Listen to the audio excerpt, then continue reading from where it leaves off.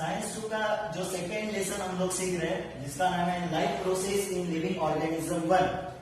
Previous जो हम लोगों ने लेक्चर देखा था, हम लोगों ने स्टडी किया था इस लेसन के बारे में, तो वहां पे हम लोगों ने देखा था कि एनर्जी प्रोडक्शन कैसे होता है।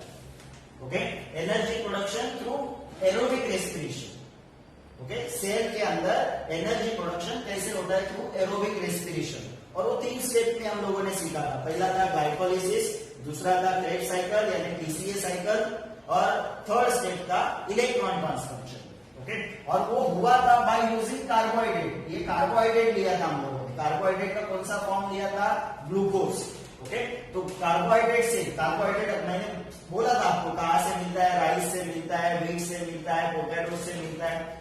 अब ये कार्बोहाइड्रेट से यानी इसका एक फॉर्म था ग्लूकोज, उससे हम लोगों ने एरोबिक रेस्पिरेशन से एनर्जी बनाया था। जब हम लोग फास्टिंग करते हैं, खाना नहीं खाते, तो हम लोग को कार्बोहाइड्रेट कहां से मिलेगा? कार्बोहाइड्रेट नहीं मिलेगा। तो एनर्जी तो बनना चाहिए बॉडी के अंदर, सेल के अंदर, तो हम लोग को एनर्जी कहां से मिलेगा? तो हमारे अंदर और 2 न्यूट्रिएंट्स रहते हैं जिसका नाम है लिपिड्स और दूसरा है प्रोटीन। ओके, नॉर्मली एनर्जी किससे बन रहा है? कार्बोहाइड्रेट से। अभी हम लोग फास्टिंग कर रहे हैं, खाना नहीं खा रहे, कार्बोहाइड्रेट नहीं मिल रहा है, तो एनर्जी बनना चाहिए, वो बनेगा लिपिड्स एंड प्रोटीन। ये दूसरा 2 न्यूट्रिएंट्स है। ओके, अब ये लिपिड्स क्या होता है? लिपिड्स कैसे बनता है? लिपिड्स बनता है फैटी एसिड एंड अल्कोहल से। हम लोग आगे सीखेंगे, इसी लेसन में है लिपिड्स के बारे में। ओके, एंड प्रोटीन कैसे बनता है? प्रोटीन के बारे में भी हम लोग आगे सीखेंगे। प्रोटीन एक बड़ा मैक्रोमोलिक्यूल रहता है, अमीनो एसिड एक साथ आने से वो बनता है। बहुत सारे अमीनो एसिड एक साथ आने से ये प्रोटीन बनता है। अभी यहाँ पे हम लोग देखेंगे कि लिपिड से एनर्जी हम लोग को कैसे मिलेगा।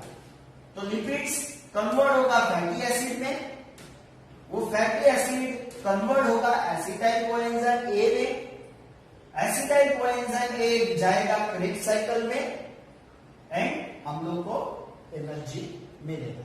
ये प्रोसेस उसमें नहीं होती, ग्लाइकोलिसिस वगैरह नहीं होता, डायरेक्ट जाएगा वो एसिटाइल कोएंजाइम। सेम में प्रोटीन, प्रोटीन अगर डिकम्पोज होता है, ब्रेक होता है, तो बनेगा अमीनो एसिड, अमीनो एसिड से बनेगा एसिटाइल कोएंजाइम ए, और वो क्रेब्स साइकिल के अंदर जाएगा और क्या होगा? उसका एनर्जी प्रोडक्शन होगा। ये हो गया एरोबिक रेस्पिरेशन से। पहला हम लोगों ने ये देखा था कार्बोहाइड्रेट यानी ग्लूकोज से। उसके बाद अगर ये हम लोग नहीं कंज्यूम कर रहे, खाना नहीं खा रहे, तो इससे एनर्जी हम लोग को मिलता है। अब ये चार्ट आपको एग्जाम में आता है, कभी कभी यहाँ पे फिगर्स देते हैं, वो फिल करने के लिए आता है। कभी कभी ये चार्ट का जो ये सीक्वेंस है, वो सीक्वेंस अलग करके देते हैं और वो आपको सीक्वेंस वाइज लगाने के लिए बोलते हैं। कभी कभी ये उल्टा सीक्वेंस देते हैं और सीधा करने के लिए बोलते हैं। तो ये बहुत इंपॉर्टेंट है एग्जाम के लिए। दूसरा अभी हम लोग देखेंगे एनएरोबिक रेस्पिरेशन। रेस्पिरेशन 2 तरीके का होता है, एरोबिक एंड एनएरोबिक। एरोबिक में ऑक्सीजन इन्वॉल्व रहता है, एनएरोबिक में ऑक्सीजन इन्वॉल्व नहीं होता। ओके, अब ये एनएरोबिक रेस्पिरेशन कब होता है? तो मोस्ट ऑफ द बैक्टीरिया जो रहते हैं वो एनएरोबिक रेस्पिरेशन करते हैं। और कब होता है? अगर सपोज हम लोगों ने सीड लगाया सॉइल में, और उस सॉइल के ऊपर पानी आया, नॉर्मली वो सीड को जर्मिनेट होने के लिए ऑक्सीजन कहां से मिलेगा? एयर से। अभी वो सीड सॉइल में लगाया है, सॉइल के ऊपर अगर पानी आया है, यानी सॉइल सबमर्ज हुआ है पानी के अंदर, यानी वो सीड को ठीक से ऑक्सीजन नहीं मिल रहा है, तो भी वो ऑक्सीजन लेगा, वो रेस्पिरेशन अपना एनर्जी बनाएगा। कैसे? एनएरोबिक तरीके से। यानी अगर सॉइल सबमर्ज है, सॉइल सीड सबमर्ज है इन वाटर। और एनएरोबिक रेस्पिरेशन, एनएरोबिक रेस्पिरेशन से हम लोग एनर्जी कहां पे बनाते हैं? हमारे मसल सेल्स में। ओके, जब हम लोग एक्सरसाइज करते हैं तो हम लोग को एनर्जी चाहिए, तब हम लोग को एनर्जी कैसे हम लोग प्रोड्यूस करते हैं? एनएरोबिक रेस्पिरेशन से। ओके, तो यहां पे हम लोग देखेंगे एनएरोबिक रेस्पिरेशन से एनर्जी कैसे बनता है। अब ये ग्लूकोज है, कार्बोहाइड्रेट जो हम लोग कंज्यूम कर रहे हैं, खा रहे हैं। ओके, डिफरेंट फूड प्रोडक्ट्स खा रहे हैं, उससे हम लोग को क्या मिलता है? कार्बोहाइड्रेट यानी ग्लूकोज। उसका क्या होता है? ग्लाइकोलिसिस, जो हम लोगों ने सीखा था प्रीवियसली। अब ये ग्लाइकोलिसिस होने के बाद, ये ग्लूकोज का ग्लाइकोलिसिस होने के बाद वो कन्वर्ट होता है पायरुविक एसिड में। ये भी हम लोगों ने देखा था, पायरुविक एसिड बनता है। पायरुविक एसिड बनने के बाद अलग अलग जगह पे एनएरोबिक रेस्पिरेशन से कैसे एनर्जी बनता है। तो पायरुविक एसिड बना है, अभी अलग अलग जगह पे कैसे एनर्जी बनेगा। तो फर्स्ट हम लोग देखेंगे इससे कैसे एनर्जी बनेगा। नेक्स्ट वेरियस माइक्रोब से कैसे एनर्जी बनता है, एंड एरिथ्रोसाइट्स यानी red blood cells and muscle cell से कैसे एनर्जी बनता है, वो हम लोग देखेंगे। अभी पायरुविक एसिड का फर्मेंटेशन होता है इससे, और वो क्या बनाता है, अल्कोहल, एनर्जी एटीपी फॉर्म में एंड कार्बन डाइऑक्साइड बनाता है।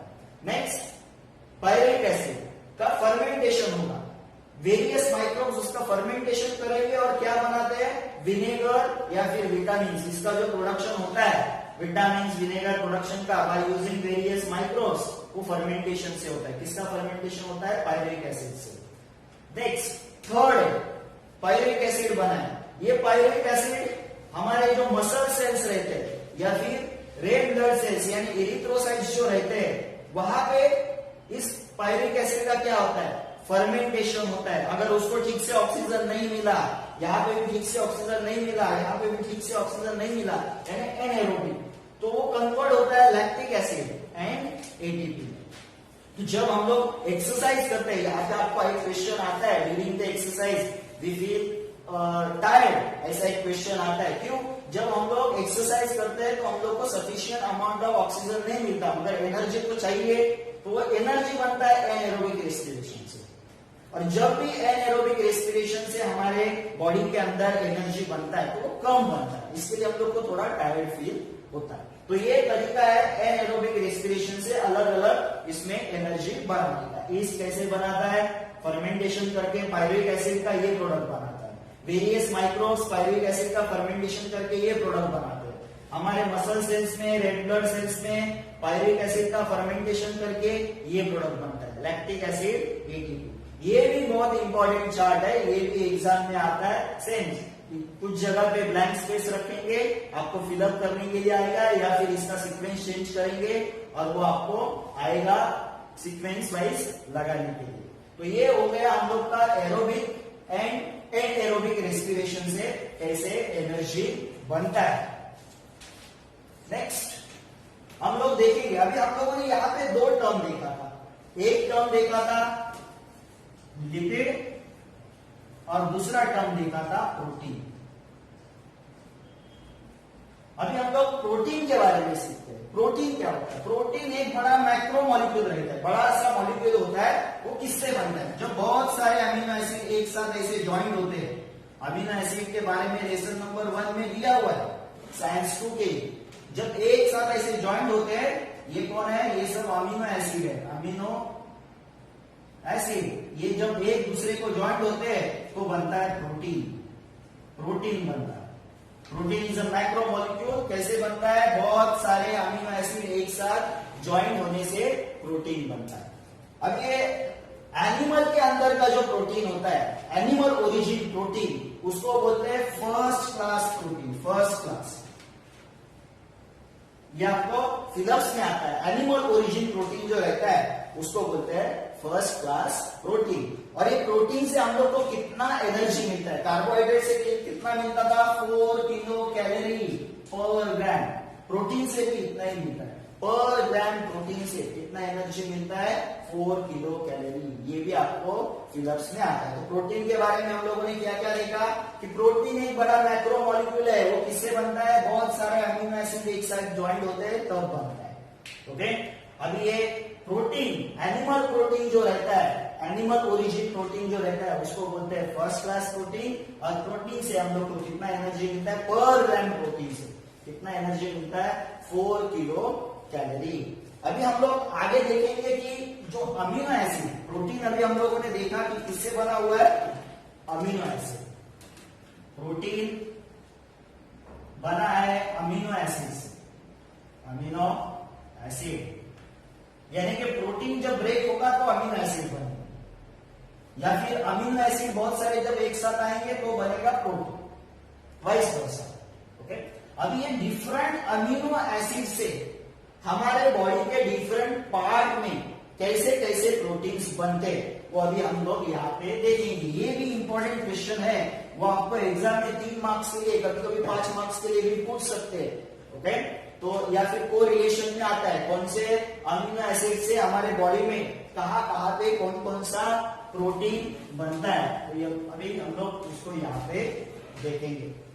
ओके, तो फर्स्ट है बॉडी पार्ट, और यहां पे हम लोग देखेंगे लोकेशन।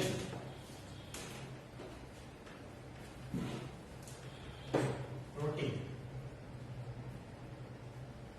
यहां पे मैं लिखता हूं लोकेशन। तो फर्स्ट है स्किन।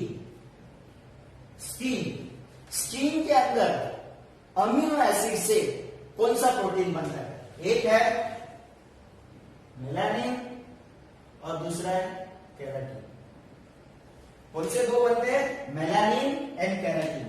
मेलानिन आपको पता है, मेलानिन से जो हम लोग के बॉडी को कलर आता है, ओके, वो आता है मेलानिन से।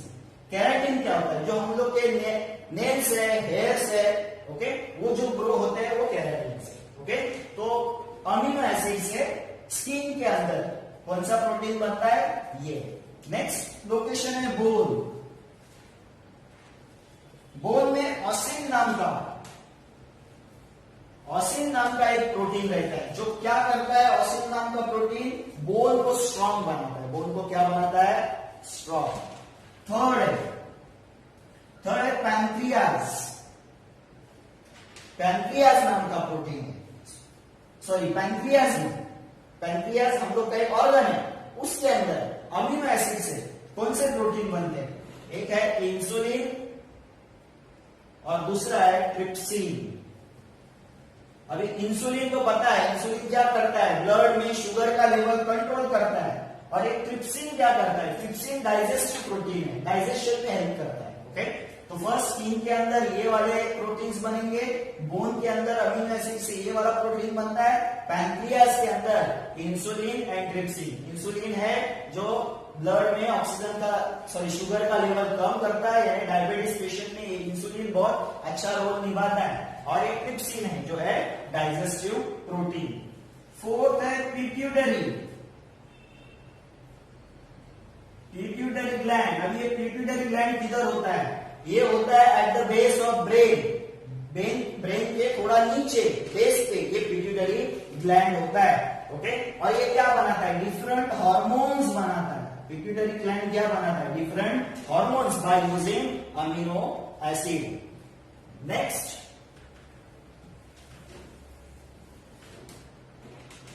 है मसल्स बनाते हैं एक्टिन एंड मायोसिन।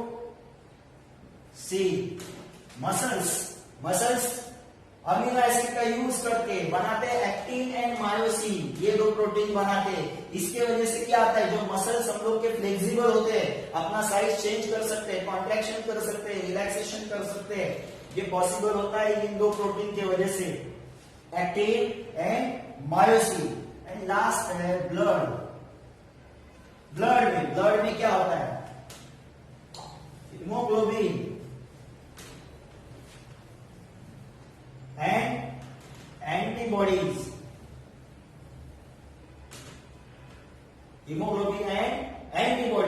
अभी हीमोग्लोबिन की जरूरत क्यों होती है?